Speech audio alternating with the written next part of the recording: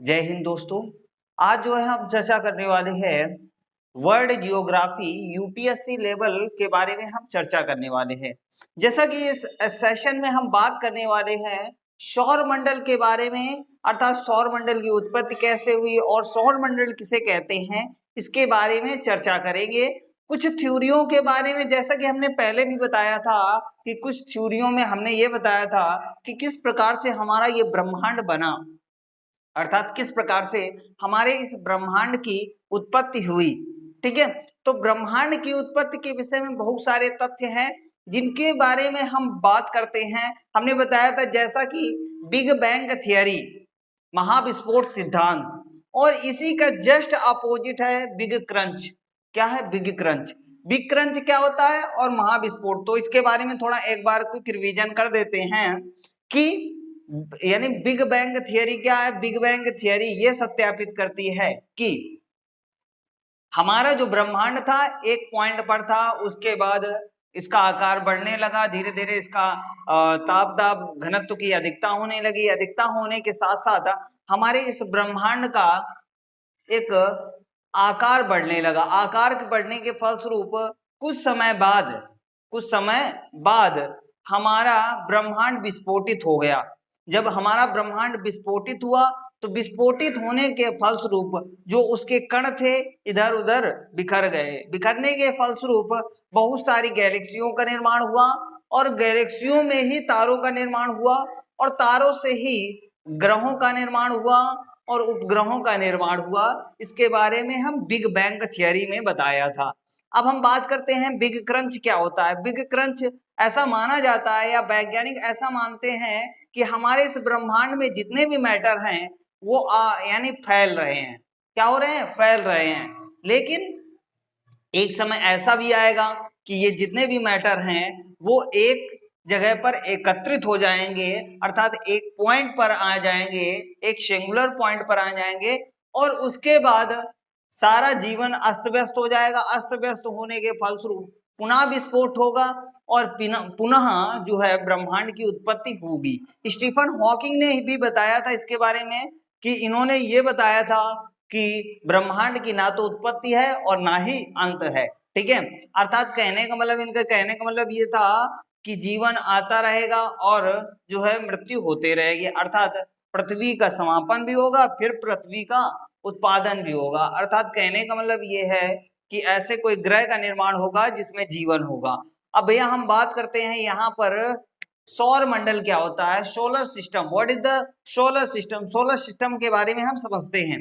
तो जैसा कि सोलर सिस्टम क्या होता है, सोलर सिस्टम में क्या होता है, सूर्य के चारों ओर चक्कर लगाने वाले विभिन्न ग्रह, उपग्रह, क्षुद्र ग्रह, धूम्रकेतु, उल्का पिंड तथा गैस के जो कण होते हैं, ठीक है, या धूल कण जो होते हैं, उनके समूहों को सौर मंडल कहते हैं। ठीक है, सौर मंडल में हमने फिर से एक बार सौर मंडल पूरा देख लो। इसमें जो है तुम्हें क्या क्या दिख रहा है, इस सौर मंडल में तुमको दिख रहा है सूर्य है, सूर्य के बगल में, सूर्य के बगल में 8 ग्रह, ठीक है, और 9वां ग्रह को हटा दिया गया, फिर भी 9 ग्रह हम दिखाई दे रहे हैं। और बीच में जैसा कि तुम देख पा रहे हो मंगल और बृहस्पति के बीच में, ठीक है, एक इनर पेटी है। इनर पेटी क्या होती है, अर्थात जहां पर क्या पाया जाता है, क्षुद्र ग्रह, धूम्रकेतु, उल्का पिंड जैसे कण पाए जाते हैं, तो उसे इनर पेटी कहते हैं। इसके बाद आउटर बेल्ट। आउटर बेल्ट क्या होती है, आउटर बेल्ट कहां पर पाई जाती है, तो आउटर बेल्ट जो पाई जाती है वो प्लूटो के उस पार पाई जाती है।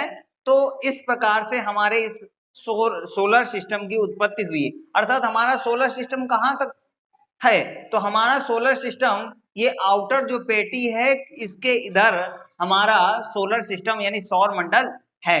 ठीक है, तो अब देखो वहां पर बात करते हैं कि हमारे इस सौर मंडल की उत्पत्ति कैसे हुई, इसके बारे में हम चर्चा करते हैं। तो इस सौर मंडल की उत्पत्ति के विषय में 2 विचारधाराएं प्रस्तुत की गई हैं। एक होती है धार्मिक विचारधारा के अनुसार और एक वैज्ञानिक विचारधारा के अनुसार, जिसमें से धार्मिक विचारधारा के अनुसार हिंदू विचारधाराओं के अनुसार ये बताया जाता है कि हमारे ब्रह्मांड की उत्पत्ति ब्रह्मा जी के द्वारा किया गया है, अर्थात सबसे पहले विष्णु जी का जो है ओरिजिन हुआ, यानी प्रकट हुए। उसके बाद उन्होंने ब्रह्मा जी को सृष्टि की रचना के लिए जो है चयनित किया और उन्होंने सृष्टि की रचना की। ठीक है, तो ऐसा ये बात समझ में आई कि अर्थात हिंदू विचारधाराओं के अनुसार ब्रह्मा जी ने इसकी जो है रचना की। अर्थात कहने का मतलब ये है कि हमारे इस ब्रह्मांड में पहले अस्तित्व में कुछ नहीं था, लेकिन फिर धीरे धीरे हमारे इस ब्रह्मांड का एक्सप्लेनेशन होने लगा और एक्सप्लेनेशन होते होते हमारे वर्तमान ब्रह्मांड की उत्पत्ति हुई। ठीक है, तो ब्रह्मांड शब्द ब्रह्मा जी के नाम से रखा गया है। ब्रह्मांड का मतलब होता है ब्रह्म प्लस अंड, अंड यानी ब्रह्मा जी के द्वारा जिसका उत्पादन किया गया हो या जिसको ओरिजिन किया गया हो उसे ही ब्रह्मांड कहते हैं। तो यहाँ पर हम दूसरे धर्म के, इस्लाम के धर्म के अनुसार बात करते हैं। हिंदू धर्म के अनुसार तो क्या बताया गया था, एक ऐसी कोई एनर्जी थी जो विष्णु जी के द्वारा रिलीज की गई थी और उसके द्वारा इस प्रकार से हमारे इस ब्रह्मांड की उत्पत्ति हुई। ठीक है, दूसरी इस्लाम धर्म के अनुसार, इस्लाम धर्म में यह बताया जाता है कि जो अल्लाह थे, ठीक है, जो अल्लाह ताला थे, तो उन्होंने पृथ्वी और पृथ्वी के साथ में एक कोई, ठीक है, पृथ्वी और पृथ्वी के साथ में कोई और एक एनर्जी थी। एनर्जी का मतलब जन्नत था। क्या? जन्नत, जो कुरान में बताया गया है कि जन्नत थी। अब जन्नत और पृथ्वी ये एक दूसरे से अलग होने लगे। जब एक दूसरे से अलग हुए तो अलग होने के फलस्वरूप इनको जो है इनमें बहुत बड़ा विस्फोट हुआ, ऐसा माना जाता है। बहुत बड़ा विस्फोट हुआ। विस्फोट होने के फलस्वरूप हमारे इस ब्रह्मांड की उत्पत्ति हुई और हमारे इन तारों की उत्पत्ति हुई और हमारे इस पृथ्वी की उत्पत्ति हुई, ऐसा माना जाता है। ज्यादा डिटेल में नहीं बताएंगे। अगले यहूदी धर्म के अनुसार ये बताया जाता है कि हमारी जो पृथ्वी है वो चपटी है। कैसी है? चपटी है। इन्होंने बताया था पृथ्वी हमारी चपटी है। मेन बात यह है कि यहूदी धर्म कोई बहुत ज्यादा पुराना धर्म नहीं है, इस कारण से इसके बारे में ज्यादा कुछ तथ्य नहीं दिए गए हैं। ठीक है, तो इसलिए यहूदी धर्म इजरायली धर्म होता है। ठीक है, तो इसके बारे में बताया गया कि उस समय जो भी ग्रंथों में लिखा गया हो इसके बारे में। ठीक है, अन्य धर्म भी ऐसा मानते हैं कि हमारे इस ब्रह्मांड में कोई ऐसी एनर्जी रही होगी, कोई ऐसा परमात्मा या ईश्वर रहा होगा जिसके द्वारा हमारे इस ब्रह्मांड की उत्पत्ति हुई होगी। ठीक है, तो ये अन्य धर्मों के अनुसार, वैज्ञानिक विचारधारा के अनुसार, जैसा कि अन्य धर्मों के अनुसार बता दिया था। ठीक है, अब वैज्ञानिक विचारधाराओं के अनुसार किस प्रकार से जो हमारे सौर मंडल की उत्पत्ति हुई है इसके बारे में हम चर्चा करते हैं। जैसे कि एक तारक सिद्धांत और द्वितारक सिद्धांत। एक तारक सिद्धांत में यह बताया गया है कि हमारे इस ब्रह्मांड की उत्पत्ति एक तारे से हुई और द्वितारक सिद्धांत में यह बताया गया कि हमारे ब्रह्मांड की उत्पत्ति दो या दो से अधिक तारों से हुई। तो हम बात करते हैं सबसे पहले एक तारक सिद्धांत, जिसमें से सबसे सर्वप्रथम कांटनाउ वैज्ञानिक ने बताया था। ये जर्मनी के वैज्ञानिक थे। इन्होंने 1755 में बताया कि हमारे इस सौर मंडल की उत्पत्ति या अन्य ग्रहों की उत्पत्ति जो हुई है वो एक कोई तारा था, अर्थात हमारा सूर्य था। सूर्य से ही हमारे इस सोलर सिस्टम यानी सौर मंडल की उत्पत्ति हुई है, अर्थात जो भी इसके ग्रह हैं उनकी उत्पत्ति हमारे सूर्य से ही हुई है। अर्थात इन्होंने क्या बताया? इन्होंने ये बताया कि हमारा सूर्य सर्वप्रथम आग का धधकता हुआ गोला था। तो गोला होने के फलस्वरूप इसमें गुरुत्वाकर्षण बल की अधिकता थी।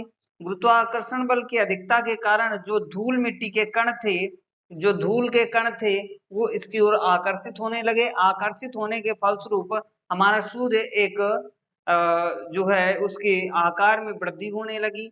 आकार में वृद्धि होने के साथ इसमें जो यानी जो धूल के कण थे उनमें गैसें की मात्रा थी, जिस कारण से जितनी भी गैसें थी उसके केंद्रीय भाग में पहुंच गई, और जो अन्य उसके पदार्थ थे वो इससे अलग हो गए। अलग होने के फलस्वरूप हमारे 9 रिंग बने। 9 रिंगों से ही हमारे सारे के सारे प्लेनेटों का निर्माण हुआ, इन्होंने ये कहा। अब इनकी आलोचना की गई, अर्थात इनकी थ्योरियों को नकारा गया। कैसे नकारा गया? पहली बात इन्होंने बताया कि यदि अगर हम मानते हैं कि तुमने सूर्य से उसकी उत्पत्ति कर दी, लेकिन ये बताओ यदि सूर्य से इन ग्रहों की जो उत्पत्ति हुई है, यदि सूर्य से हुई है तो इनको सूर्य के तरीके ही होना चाहिए, सूर्य से अलग तो नहीं हो सकते, यानी गुण जो है सूर्य के ही होने चाहिए। इन्होंने ये बताया, पहली परिकल्पना की। ठीक है। दूसरी आलोचना जो की गई वो क्या किया गया? कहा यह चलो ठीक है, हम मान लेते हैं कि यदि हुआ है, तो ये बताओ कि यदि अगर जो हमारा बृहस्पति ग्रह है वो सूर्य के कोणीय वेग से अधिक है, अर्थात सूर्य का कोणीय वेग कम है और बृहस्पति का कोणीय वेग अधिक है, तो ये समान होना चाहिए। ठीक है, तो इस पर भी यानी परिकल्पना की गई। चलो, उसके बाद इन्होंने बताया कि जो गति थी, गति के कारण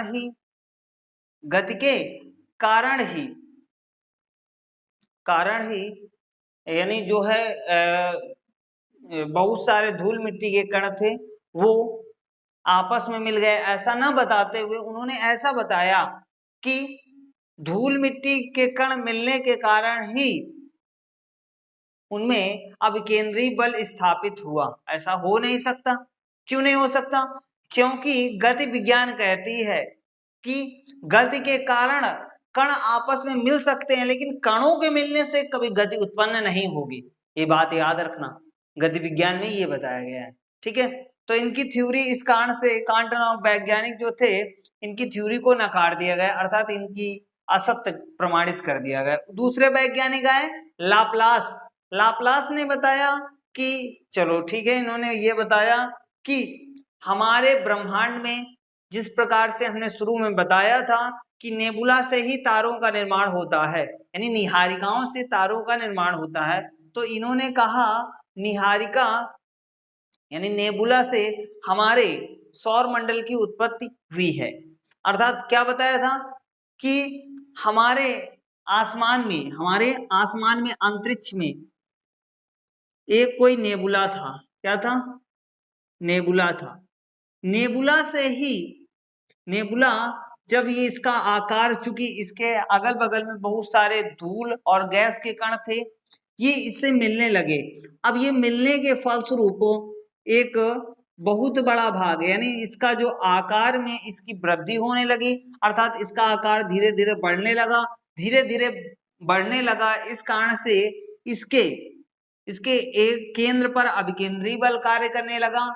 जब अभिकेंद्री बल कार्य करने लगा तो जिस कारण से इसके जो बाहरी भाग पर जो भी बाहरी भाग था वो इससे अलग हो गया, बाहरी भाग इससे अलग हो गया और 9 ग्रहों की उत्पत्ति हुई। ठीक है, 9 ग्रहों की उत्पत्ति हुई। ठीक है, बात समझ में आई? 9 ग्रहों की उत्पत्ति हुई। इस प्रकार से इन्होंने बताया कि लाप्लास ने बताया कि हमारे सूर्य न बताते हुए इन्होंने कहा किसे? नेबुला यानी निहारिका से हमारे जो ग्रह हैं इनका निर्माण हुआ। कुछ इनकी बातों में सत्यता थी, कुछ थी। अब ये कहो कि आंख मूंद के भरोसा कर ले, तो इनकी भी आलोचना हुई। इनकी आलोचना ये हुई, चलो ठीक है, मान लिया कि सबसे पहले इनकी विशेषताओं के बारे में थोड़ा बता देते हैं। पहला, वैज्ञानिक मानते हैं कि लाप्लास का जो नियम था वो कहीं ना कहीं थोड़ा बहुत सत्यता प्रमाणित करता है। ठीक, तो जैसा कि हमने बताया था नेबुला से जो उसके हमने बताया था आम का एग्जाम्पल देके बताया था कि आम जो था बड़ा आम जो होता है, कलमी आम होता है, उसकी गुठली उतनी छोटी होती है। अर्थात तो गुठली को हमने माना था सूर्य और उसका जो बाहरी मैटर था, तो बाहरी मैटर को क्या मान सकते हैं हम? बाहरी मैटर को जो है ग्रह मान सकते हैं, पृथ्वी और अन्य ग्रह मान सकते हैं। तो उसकी सत्यता यहाँ प्रमाणित होती है। दूसरी बात, दूसरी सत्यता क्या थी? जिस प्रकार से शनि ग्रह पर बहुत सारे यानी जो है छल्ले हैं, रिंग है, रिंग्स हैं, तो रिंगों से ही यानी बाहरी छल्ले हैं, देख पा रहे हो, ठीक है, इसके बाहरी जो भाग पर छल्ले हैं, इन्हीं से किसका निर्माण होता है? उपग्रह का निर्माण होता है। उपग्रह क्या होते हैं? जो चंद्रमा, जैसे पृथ्वी का उपग्रह चंद्रमा है, उसी प्रकार शनि के भी उपग्रह हैं, अर्थात चंद्रमा, शनि के भी वो चंद्रमा है, तो उनसे यानी रिंगों से ही चंद्रमाओं का निर्माण होता है। प्रेजेंट टाइम में जो है शनि पर यानी चंद्रमाओं की अधिकता है और बृहस्पति ग्रह पर चंद्रमा उससे कम है। तो हम बाद में बात करेंगे उसके बारे में। यहाँ पर लाप्लास के सिद्धांत इतने तो सही हुए, और इन्होंने ये भी एक सत्यता प्रमाणित कर लिया, गति विज्ञान की सत्यता की प्रमाणित ये किया कि इन्होंने बताया कि गति के कारण यानी अभिकेंद्री बल के कारण ये जितने भी कण थे ये आपस में मिल गए, और आपस में मिलने के फलस्वरूप ग्रहों का निर्माण हुआ। तो ये बात भी सत्य है इनकी। लेकिन फिर वही बात फंस गई, जो बात इनको कांट को झेलनी पड़ी, वही लाप्लास को भी झेलनी पड़ी। लाप्लास से कहा गया, भैया जी तो तुम्हारी बात हमने सही कर दिया कि चलो ठीक है, लेकिन ये बताओ कि बृहस्पति का कोणीय वेग सूर्य के कोणीय वेग से क्यों नहीं समान है, अर्थात समान होना चाहिए। तो इनकी थ्योरी को इसी बात पर असत्य साबित कर दिया गया। ठीक, द्वितारक सिद्धांत में चलते हैं। द्वितारक में चैम्बरलिन, जेम्स जीन और लिटिलटन, ठीक है, ये तीन वैज्ञानिक हुए। एक और वैज्ञानिक हुए, उनकी बात बिल्कुल साधारण तरीके से नकार दी, तो इसलिए उसकी हम बात नहीं करेंगे। ठीक है, चैम्बरलिन की बात कर लेते हैं। तो चैम्बरलिन नामक वैज्ञानिक ने बताया, क्या बताया कि हमारे सूर्य के अलावा, हमारे सन के अलावा कोई एक बड़ा तारा था, कोई एक बड़ा तारा था। अब देखो, सूर्य की आकृति छोटी थी और तारे की आकृति बड़ी थी। ये तारा बहुत तेज गति से सूर्य के पास से गुजरा। ये तारा बहुत तेजी से सूर्य के पास से गुजरा। अब सूर्य के चारों ओर, अर्थात सूर्य के चारों ओर जो भी मैटर था, यानी धूल और गैस के जो कण थे, वो इससे अलग हो गए। अलग होने के फलस्वरूप ये जो धूल और गैस के कण थे वो इसकी ओर आकर्षित होने लगे। लेकिन ये जो तारा था इसकी गति बहुत ज्यादा तेज थी, जिस कारण से ये तारा बहुत तेजी से निकल गया और इसके जो धूल और गैस के कण थे वो यहीं पर इसके चारों ओर चक्कर लगाने लगे। जब इसके चारों ओर चक्कर लगाने लगे तो उन्हीं से हमारे प्लैनेटों यानी ग्रहों का निर्माण हुआ, ऐसा बताया गया था। चैम्बरलिन नामक वैज्ञानिक ने बताया। ठीक सॉरी। अब देखो, चैम्बरलिन से फिर इनकी जो है इनसे आलोचना की गई। क्या आलोचना की गई? अरे भैया ये तो तुमने बता दिया, चलो इससे अलग हो गए, लेकिन ये जो तारा था ये है कहाँ? बड़ी समस्या। इनसे कहा गया कि ये जो तारा ये सूर्य के पास में आया था, ये गया कहाँ? तो भैया इस बात को नहीं बता पाए चैम्बरलिन, जिस कारण से चैम्बरलिन की भी थ्योरी असत्य हो गई। ठीक है, अब आए जेम्स जीन। तो ये कहीं ना कहीं चैम्बरलिन की ही थ्योरी को पलटा कर रख दिया, उल्टा पलटा के। क्या बताएं? देखो, इनकी ही थ्योरी थी, बाकी इसमें सेम टू सेम वही, कि इन्होंने कहा एक कोई बहुत बड़ा तारा था और बहुत बड़ा तारा सूर्य के पास से होकर गुजर रहा था, और सूर्य के में जो डस्ट पार्टिकल्स थे यानी धूल और गैस के कण थे वो इसकी ओर आकर्षित हुए। आकर्षित होने के फलस्वरूप ये तो अपनी जगह से हट गया, लेकिन ये जो इसके जो डस्ट पार्टिकल्स थे, धूल और गैस के कण थे, इसके चारों ओर घूमने लगे गुरुत्वाकर्षण बल के कारण, जिस कारण से ये तो चला गया आगे, लेकिन इसके जो डस्ट पार्टिकल्स थे इसके चारों ओर घूमने लगे। अब जब घूमने के फलस्वरूप गुरुत्वाकर्षण बल उत्पन्न हुआ तो उस पर एक अभिकेंद्रीय बल स्थापित हुआ। अभिकेंद्रीय बल स्थापित होने के कारण जो हमारे ग्रह हैं उनका निर्माण हुआ, इन्होंने ये बताया। ठीक है, तो इनकी भी वही आलोचना की गई, जो उनको झेलने पड़ी वही इनको भी झेलने पड़ी। इनसे पूछा ये है कहाँ तारा, बताओ भैया ये गया कहाँ, तो ये भी नहीं बता पाई, ये भी चुप। ठीक है, अगले आए लिटिलटन। लिटिलटन नामक वैज्ञानिक ने बताया, इन्होंने बिल्कुल हट के बताया। क्या बताया? इन्होंने बताया सूर्य के अलावा दो अन्य तारे थे। क्या? दो अन्य तारे थे। ठीक है, सूर्य के अलावा दो अन्य तारे थे जो सूर्य का जितना भी मैटर था, ठीक है, सूर्य का जितना भी, अर्थात कहने का मतलब ये है सबसे ज्यादा गुरुत्वाकर्षण बल इसका था। ठीक है, और ये सूर्य से कम यानी सूर्य से अधिक इनका गुरुत्वाकर्षण बल के कारण ये सूर्य को, ठीक है, ये सूर्य को अपनी ओर आकर्षित करने लगे, अपनी ओर आकर्षित किया। तो ये जो तारे थे, अर्थात एक जो ये पहला एक और जो तारा था, ये एक प्रकार का जो है नया तारा था। क्या? नया तारा था, न्यू स्टार था।